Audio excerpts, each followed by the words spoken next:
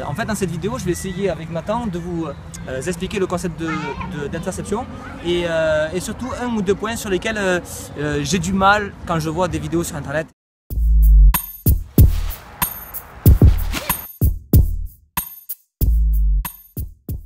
Le plus gros problème qu'on a dans les arts martiaux, c'est souvent qu'on reste dans le même art martial. C'est-à-dire que lui pratique par exemple le Kung Fu de Shaolin, il va me donner un coup de poing, le coup de poing il est structuré comme un coup de poing de Shaolin. Moi qu'est-ce que je fais? Je fais ma défense, il a le temps de rester parce que c'est un collègue à moi et je fais mes applications dessus.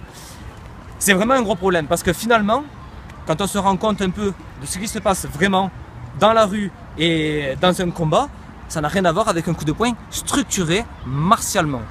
Donc bien sûr, dans tous les arts martiaux, on va avoir des techniques d'interception qui vont être différentes.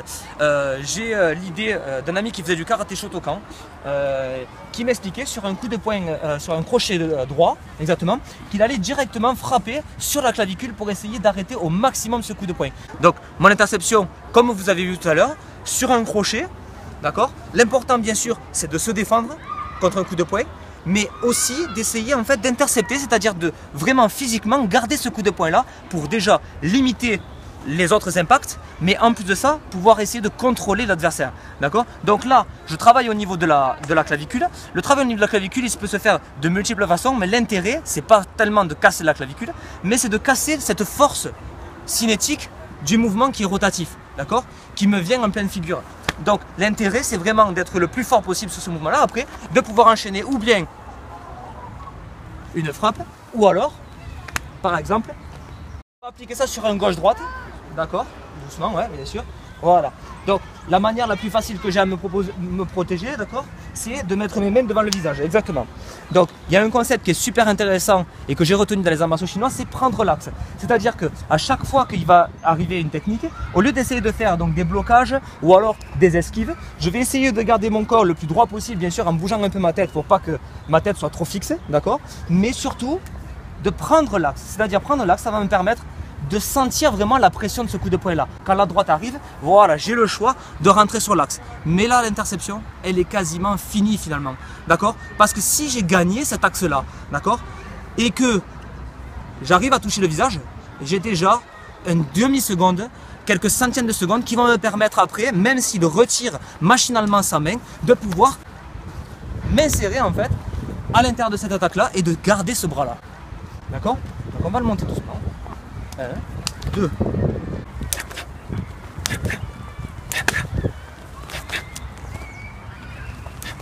Oui. Donc le principe là, c'est que le premier je le prends, le deuxième j'essaie de garder le coude sur l'axe, d'accord. J'essaie de garder le coude sur l'axe pour bien ressentir la pression de son coup de poing, d'accord. Et cette pression là, je ne vais pas lutter contre. Ce que je vais faire, c'est que un prof de Wing Chun m'a dit ça, je prends le pont. C'est aussi simple que ça, je suis déjà au contact, au bout du bras, il y a la tête, je pousse. Et là j'ai le contact. Bien sûr c'est pas ça qui va me mettre KO.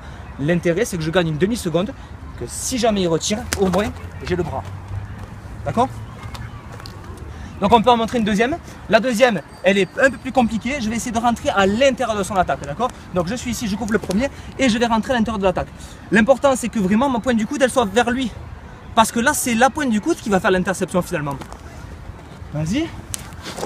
Voilà. Là j'ai touché. Je peux toucher le petit pec. Le grand pec, c'est quelque chose qui va être un peu indisposant pour lui, surtout s'il veut enchaîner le troisième. D'accord? Encore une fois, 1, 2, là je suis ici, il va retirer le bras, d'accord? Tu vas faire les deux en enchaîné, d'accord? Comme si tu voulais enchaîner un troisième, ok? 1, 2, voilà. Donc même s'il a pu enchaîner le troisième, voilà, il est déstabilisé. Moi je ne suis pas en mode offensif, j'aurais pu continuer, on va essayer de le faire doucement. 1, 2, je suis en mode offensif et j'ai intercepté un bras. D'accord? Donc, le plus grand problème qu'on peut avoir, c'est se focaliser et se dire que l'interception, c'est sur le bras qui attaque. Mais pas forcément, moi mon intérêt, c'est d'intercepter la frappe. Donc le conseil, c'est ne vous focalisez pas quand on vous parle d'interception, quand vous allez vous dire oui, je vais essayer de faire une clé par exemple, comme m'a appris à l'aïkido, ou faire des mouvements de corps comme j'ai appris au judo par exemple, c'est pas d'intercepter forcément une attaque précise. C'est avoir la stratégie d'interception. C'est-à-dire, je travaille sur le premier, mais je sais que le deuxième, je suis quasiment sûr de l'avoir. D'accord? Donc avoir cette réflexion-là.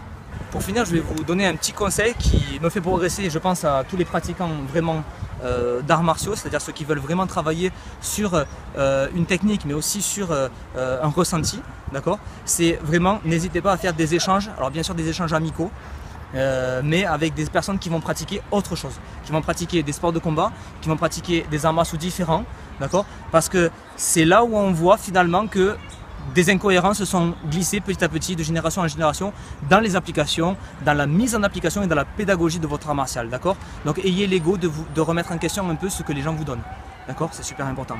Merci à Nathan, merci énormément. Encore une fois, c'était un plaisir et on se retrouvera pour une prochaine vidéo. Allez, super. Allez.